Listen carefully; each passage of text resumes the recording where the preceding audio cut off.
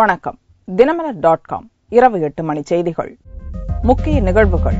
ஹரியானா முதல்வராக மனோகர் லால் கட்டார் தேர்வு. மகாராஷ்டிரா இழுபறியால் தீபாவளிக்கு பின்னர் பாரதிய ஜனதா முடிவு. தீபாவளியை சீர்குலைக்க பயங்கரவாத தாக்குதலுக்கு வாய்ப்பு. மத்திய உள்துறை அமைச்சர் ராஜ்நாத் சிங் எச்சரிக்கை. காஷ்மீர் செல்கிறார் மோடி. புதிய காற்றழுத்த தாழ்வால் தொடர்கிறது கனமழை. வடகிழக்கு பருவமழை வழக்கத்தை விட கூடுதலாக இருக்கும் என்று வானிலை கணிப்பு. விரிவான செய்திகள்.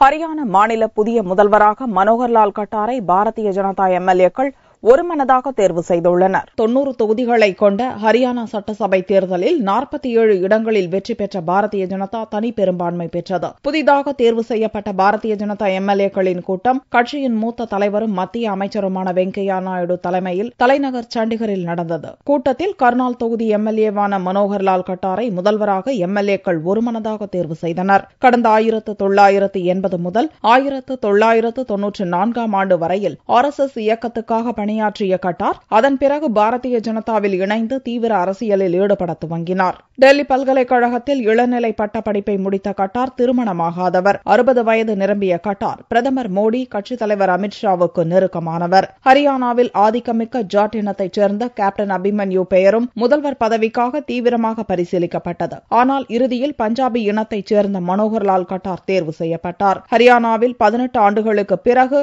ஜாட் இனத்தைச் சாராத முதல்வர் மனோகர் லால் कटार दान सबके सहयोग से, जनता के सहयोग से सब हमारी जो गतिविधियां हैं उनको हम आगे बढ़ाएंगे और एक अच्छा शासन, पारदर्शी शासन, भ्रष्टाचार मुक्त शासन इसको हम चलाएंगे.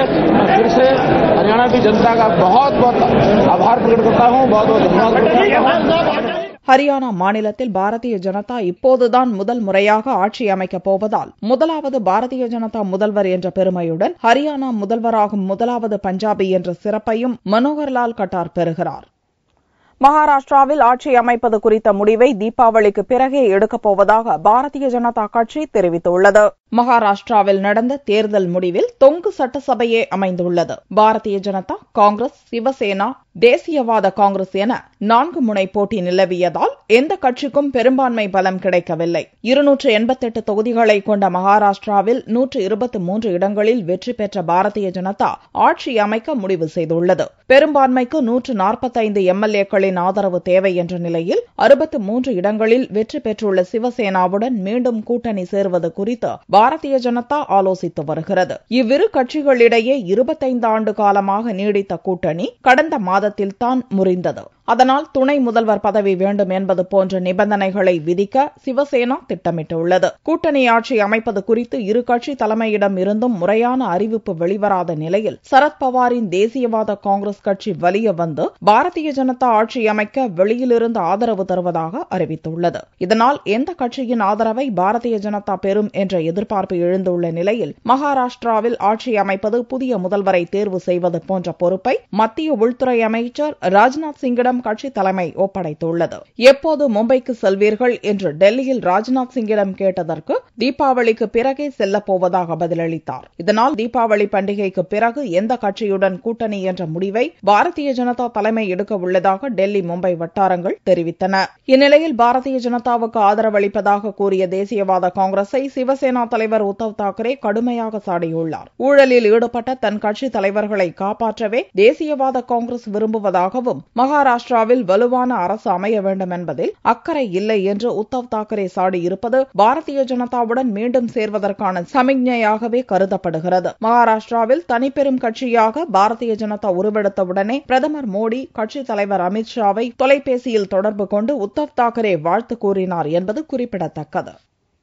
மகாராஷ்டிராவில் சிவசேனா தலைமையில் கூட்டணி ஆட்சி அமைக்கும் திட்டமில்லை என்று காங்கிரஸ் கட்சி அறிவித்துள்ளது. மொத்தம் 288 தொகுதிகளை கொண்ட மகாராஷ்டிர சட்டசபை தேர்தலில் பாரதிய ஜனதா 123 இடங்களிலும், சிவசேனா 63 இடங்களிலும், காங்கிரஸ் 42 இடங்களிலும், தேசியவாத காங்கிரஸ் 41 இடங்களிலும், இதர கட்சிகள் 19 இடங்களிலும் வெற்றி பெற்றன. அதிக இடங்களை பிடித்த பாரதிய ஜனதா ஆட்சி அமைக்க திட்டமிட்டுள்ள நிலையில் காங்கிரஸ், தேசியவாத காங்கிரஸ் கட்சிகள் ஆதரவுடன் சிவசேனா தலைமையில் கூட்டணி ஆட்சி அமைக்கும் யோசனையை காங்கிரஸ் தலைவர் ஒருவர் தன்னிடம் தெரிவித்த ஆதரித்ததாக தேசியவாத காங்கிரஸ் தலைவர் சரத்பவார் கூறினார். இதை செவ்வாயன்று காங்கிரஸ் கட்சி திட்டவட்டமாக நிராகரித்துள்ளது. சிவசேனா போன்ற கட்சிகளை காங்கிரஸ் எப்போதும் ஆதரித்ததில்லை, வருங்காலத்திலும் ஆதரிக்காது என்று கூறிய காங்கிரஸ் பொதுச் செயலாளர் அஜய் மாக்கன், சிவசேனா தலைமையில் கூட்டணி ஆட்சி அமைப்பது இயற்கைக்கு மாறானது என்றார். சில கட்சிகள் ஆட்சியில் எப்போதும் ஒட்டிக் கொண்டிருக்கவே ஆசைப்படுகின்றன என்று தேசியவாத காங்கிரஸ் தலைவர் சரத்பவாரை சாடிய அஜய் மாக்கன், மகாராஷ்டிராவில் ஆக்கப்பூர்வமான எதிர்க்கட்சியாக காங்கிரஸ் செயல்படும் என்று தெரிவித்துள்ளார். காஷ்மீர் வெள்ளத்தில் பாதிக்கப்பட்டவர்களுடன் தீபாவளியை கழிக்கப் போவதாக பிரதமர் மோடி அறிவித்துள்ளார். தீபாவளி திருநாள் தென்னிந்தியாவில் அக்டோபர் 22ஆம் தேதியும் வட இந்தியாவில் 23ஆம் தேதியும் கொண்டாடப்படுகிறது. நாடே தீபாவளியை கொண்டாட தயாராகி வரும் வேளையில் பண்டிகை தினத்தன்று காஷ்மீர் செல்லப்போவதாக பிரதமர் மோடி அறிவித்துள்ளார். இது தொடர்பான அறிவிப்பை டுவிட்டரில் அவர் வெளியிட்டுள்ளார். தீபாவளி திருநாளான 23ஆம் தேதியன்று காஷ்மீர் தலைநகர் ஸ்ரீநகரில் தங்கியிருக்கப் போவதாகவும் அன்றைய தினத்தை வெள்ளத்தால் பாதிக்கப்பட்ட சகோதர சகோதரிகளுடன் செலவிடப் போவதாகவும் டுவிட்டரில் மோடி தெரிவித்துள்ளார். காஷ்மீரில் செப்டம்பர் முதல் வாரத்தில் வரலாறு காணாத பேய் மழையால் மாநிலமே வெள்ளக்காடாகி போனது. மழை வெள்ளம் தொடர்பான சம்பவங்களில் சிக்கி கிட்டத்தட்ட 300 பேர் இறந்தனர். செப்டம்பர் 17ஆம் தேதி 64வது பிறந்த நாளை எளிமையாக தாயுடன் கொண்டாடிய பிரதமர் மோடி 3 நாட்களுக்கு முன்பாகவே தன்னுடைய பிறந்த நாளை பாரதிய ஜனதா கட்சியினர் விமரிசையாக கொண்டாட வேண்டாம் என்று கேட்டுக் கொண்டதோடு அன்றைய தினம் வெள்ளத்தில் பாதிக்கப்பட்ட காஷ்மீர மக்களுக்கு உதவுங்கள் என்று அழைப்பும் விடுத்தார் என்பது குறிப்பிடத்தக்கது. தீபாவளியை முன்னிட்டு பயங்கரவாத தாக்குதல் நடப்பதற்கு வாய்ப்பிருப்பதாக மத்திய உள்துறை அமைச்சர் ராஜ்நாத் சிங் அச்சம் தெரிவித்துள்ளார். போலீஸ் நினைவு தினத்தை முன்னிட்டு உயிர்நீத்த போலீசாருக்கு அஞ்சலி செலுத்தும் நிகழ்ச்சி டெல்லி சாணக்கியபுரியில் செவ்வாயன்று நடந்தது. மத்திய உள்துறை அமைச்சர் ராஜ்நாத் சிங் பணியின் போது உயிர்நீத்த போலீசாருக்கு மலர் வளையம் வைத்து அஞ்சலி செலுத்தினார். இதைத் தொடர்ந்து பேட்டியளித்த ராஜ்நாத் சிங்கிடம் தீபாவளி பண்டிகையை முன்னிட்டு வழிபாட்டு தலங்கள், மத கலவரம் மூலம் அபாயமிருந்த பகுதிகளில் பாதுகாப்பை பலப்படுத்தும்படி அனைத்து மாநில அரசுகளுக்கும் மத்திய உள்துறை முன்னெச்சரிக்கை விடுத்தது பற்றி நிருபர்கள் கேள்வி எழுப்பினர். அதற்கு பதிலளித்த ராஜ்நாத் சிங், உள்துறை அமைச்சகத்துக்கு வரும் தகவல்களின் அடிப்படையிலேயே எச்சரிக்கை விடுக்கப்பட்டுள்ளதாக கூறினார். தீபாவளி பண்டிகையின் போது பயங்கரவாத தாக்குதல் நடப்பதற்கு வாய்ப்பிருப்பதாக கூறிய ராஜ்நாத் சிங், பயங்கரவாத மிரட்டல்களை புறக்கணித்துவிட முடியாது என்றார். बस जो भी जानकारी प्राप्त होती है उस आधार पर जो इस प्रकार के अलर्ट्स जारी किए जाते हैं। आतंकी गतिविधियों को हम नकार नहीं सकते हैं, इसलिए किसी भी पॉसिबिलिटी को रूल आउट नहीं किया जा सकता है, इसीलिए इस प्रकार के अलर्ट्स जारी किए जाते हैं. நாட்டுக்காக உயிர் தியாகம் செய்த போலீசாரின் நினைவை போற்றும் வகையில் டெல்லி சாணக்கியபுரியில் தேசிய போலீஸ் நினைவிடத்தை உருவாக்க மத்திய அரசு திட்டமிட்டுள்ளதாக கூறிய ராஜ்நாத் சிங், அதற்கான பணிகள் இம்மாதமே துவங்கும் என்றார். புதிய காற்றழுத்த தாழ்வு பகுதியால் கனமழைக்கு வாய்ப்பிருப்பதாகவும் வடகிழக்கு பருவமழை கூடுதலாக இருக்கும் என்றும் வானிலை மையம் தெரிவித்துள்ளது. செவ்வாயன்று செய்தியாளர்களை சந்தித்த சென்னை வானிலை ஆய்வு மைய இயக்குநர் ரமணன், கடந்த 24 மணி நேரத்தில் தமிழகத்துக்கு மழை தந்து கொண்டிருந்த காற்றழுத்த தாழ்வு நிலை மறைந்துவிட்டது என்றார். ஆனால் புதிய காற்றழுத்த தாழ்வு பகுதி தென்கிழக்கு அரபிக் பகுதியில் உருவாகியுள்ளதை அடுத்து தமிழகத்தில் அநேக இடங்களில் மழையும் ஓரிரு இடங்களில் கனமழைக்கான வாய்ப்பும் உள்ளதாக ரமணன் கூறினார். கடந்த 24 மணி நேரத்தை பொறுத்தவரையிலே தமிழகத்துக்கு மழை தந்து கொண்டிருந்த அந்த காற்றழுத்த தாழ்வு நிலையானது மறைந்து விட்டது. இப்பொழுது ஒரு புதிய காற்றழுத்த தாழ்வு பகுதி தென்கிழக்கு அரபிக்கடல் பகுதியில் உருவாகியுள்ளது. வாரம் 24 மணி நேரத்தை பொறுத்தவரை இந்த காற்றழுத்த தாழ்வு பகுதியானது ஈரமிகுந்த வங்கக்கடல் காற்றினை தமிழகத்தின் ஊடாக இருப்பதன் காரணத்தினாலே அநேக இடங்களில் நாம் மழை எதிர்பார்க்கலாம். ஓரிரு இடங்களில் கனமழையும் இருக்கக்கூடும். இந்திய வானிலை ஆய்வு மைய தலைவர் ரித்தோர் 2014ஆம் ஆண்டு வடகிழக்கு பருவமழை வழக்கத்தை விட கூடுதலாக இருக்கும் என்று எதிர்பார்ப்பதாக தெரிவித்தார். For the year 2014, northeast monsoon season is that for South Peninsula, which includes Tamil Nadu, coastal Andhra Pradesh, Rayalaseema, Kerala and South Interior Karnataka is most likely to be normal to above normal for Tamil Nadu, and for entire region also it is likely to be normal to above normal. கடந்த 24 மணி நேரத்தில் தமிழகத்தில் அதிகபட்சமாக பழனியில் 20 centimetre மழை பதிவாகியுள்ளதாக வானிலை மையம் தெரிவித்துள்ளது. திண்டுக்கல் அருகே திடீர் வெள்ளப்பெருக்கில் சிக்கிக் கொண்டவர்கள் ஹெலிகாப்டர் மூலம் பத்திரமாக மீட்கப்பட்டுள்ளனர். திண்டுக்கல் மாவட்டத்தில் கடந்த சில நாட்களாக பரவலாக கனமழை பெய்து வருகிறது. இதனால் அனைத்து நீர்நிலைகளும் மளமளவென நிரம்பி வருகின்றன. வரதமா அணையில் ஏற்பட்ட வெள்ளப்பெருக்கு காரணமாக செவ்வாயன்று காலை முதலே கணக்கம்பட்டியில் வெள்ள நீர் புகத் தொடங்கியது. இதனால் வெள்ளம் சூழ்ந்த பகுதிகளில் உள்ள மக்களை வெளியேற்றும் பணியில் மாவட்ட நிர்வாகம் தீவிரமடைந்தது. இந்நிலையில் ஒட்டன்சத்திரம் அருகே உள்ள கொங்குப்பட்டி காளிப்பட்டியில் நல்லத்தங்காள் ஓடை கன்னிநாயக்கன்படி ஓடை எனும் 2 ஓடைகள் உள்ளன. இரண்டிற்கும் இடைப்பட்ட பகுதியில் தோட்டங்கள் அமைந்துள்ளன. 2 ஓடைகளிலும் திடீரென செவ்வாயன்று வெள்ளப்பெருக்கு ஏற்பட்டது. 2 ஓடைக்கும் இடையே உள்ள தோட்டங்களில் பழனிசாமி மற்றும் முருகாத்தாள் ஆகியோரது குடும்பத்தினர் சிக்கிக் கொண்டனர். இவர்களை மீட்பதற்காக கோவையை அடுத்த சூலூரிலிருந்து ஹெலிகாப்டர் வரவழைக்கப்பட்டது. வெள்ளத்தில் சிக்கியிருந்த 6 பேர் ஹெலிகாப்டர் மூலம் மீட்கப்பட்டனர்.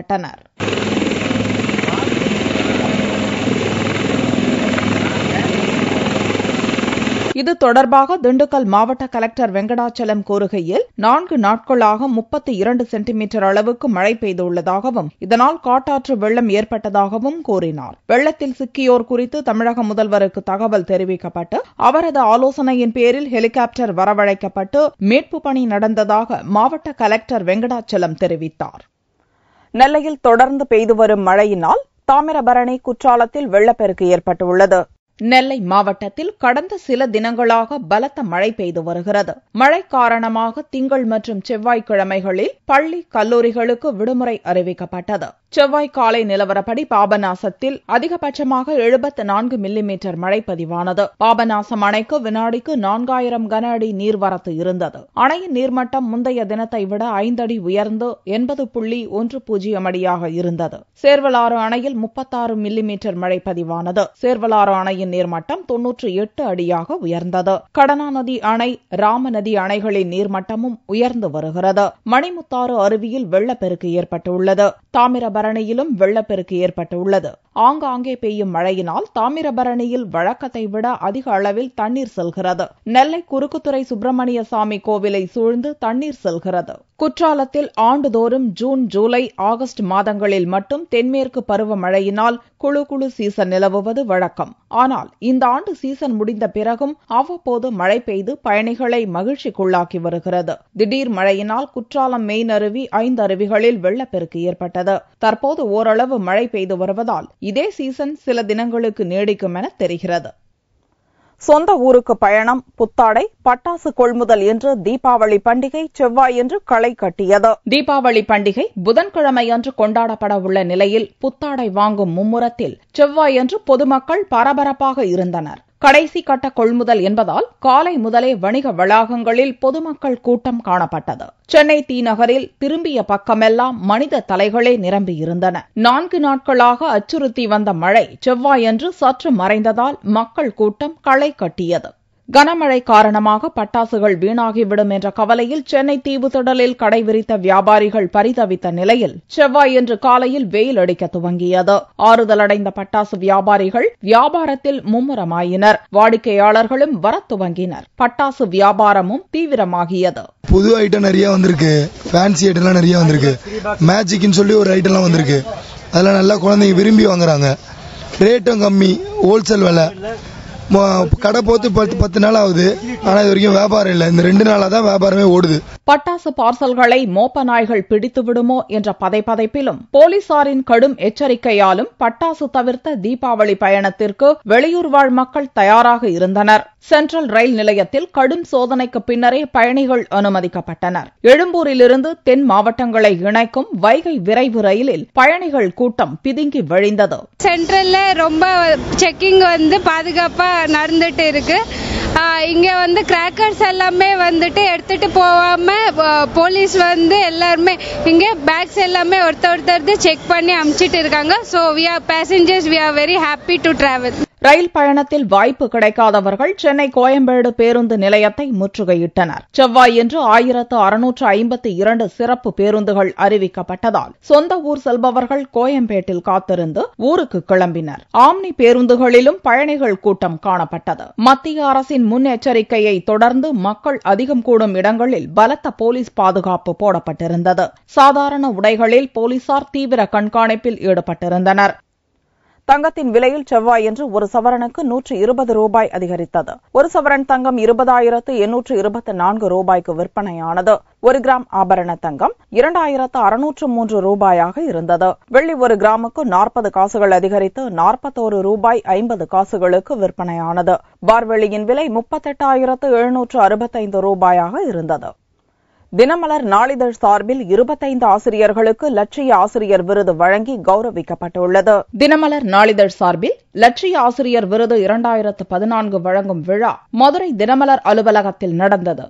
மதுரை, ராமநாதபுரம், சிவகங்கை, விருதுநகர், திண்டுக்கல், தேனி மாவட்டங்களிலிருந்து பங்கேற்ற ஆசிரியர்களில் 25 பேர் தேர்ந்தெடுக்கப்பட்டனர். இவர்களுக்கு லட்சிய ஆசிரியருக்கான விருது மற்றும் சான்றிதழ்களை மதுரை மாவட்ட முதன்மை கல்வி அலுவலர் ஆஞ்சலோ இருதயசாமி வழங்கினார். அந்த ஆசிரியர்கள் அந்த மாணவர்களுக்கு ஏத்தாற் போல அவங்களுக்கு ஏத்த மாதிரி அறிவுகளை இப்படியெல்லாம் திறந்து இன்னும் நல்ல பிராடா திங்க் பண்ண வச்சு, பிராடா யோசிக்க வச்சு, உலகத்தில் நடக்கக்கூடிய அவ்வளவு விஷயங்களை அந்தந்த பாடத்துக்கு ஏற்றபடி அவங்க உள்ள கொண்டு வந்து இன்ட்ரோடியூஸ் பண்ணி அவங்களுடைய அறிவு திறமை இன்னும் விசாலப்படுத்தி அதிகமாக சிந்திக்க வச்சு, அதிகமாக ஊக்குவிச்சு, அவங்களோட ஆற்றலுக்கு எதையுமே கட்டுப்படுத்த முடியாது, இவ்வளவுதான் செய்யணும்னு சொல்லி. அதனால உங்க பணி ரொம்ப நல்ல பணி, நேர்மையான பணி, தூய்மையான பணி, கோவிலுக்கு இணையான பணி, மிக உயர்ந்த ஒரு தன்மையை காமிக்கிறது. அதனால மீண்டும் ஒரு முறை உங்கள் அனைவருக்கும் நமது கல்வித்துறை சார்பாகவும் தினமலர் நாளிதழ் சார்பாகவும் உள்ளத்தில் ஆழத்திலிருந்து